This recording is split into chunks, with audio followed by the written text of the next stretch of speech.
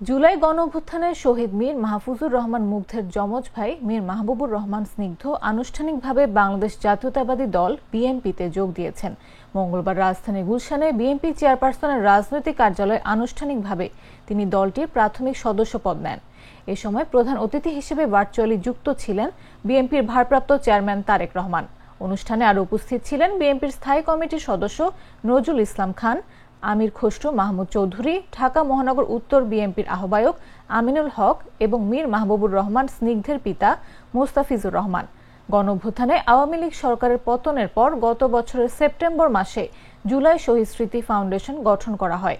সে সময় ফাউন্ডেশনের সাধারণ সম্পাদক করা হয়েছিল স্নিগ্ধকে। পরে তিনি ফাউন্ডেশনের প্রধান নির্বাহী কর্মকর্তা হন। গত ৮ মে তিনি এ পদ থেকে সরে দাঁড়ান। মীর মাহবুবুর রহমান বর্তমানে বাংলাদেশ স্কাউটসের উপপ্রধান, জাতীয় কমিশনারের দায়িত্বে আছেন। বেশি পাকা টমেটো আর সিক্রেট রেসিপির কম্বিনেশনে তৈরি প্রাউন সসের বস।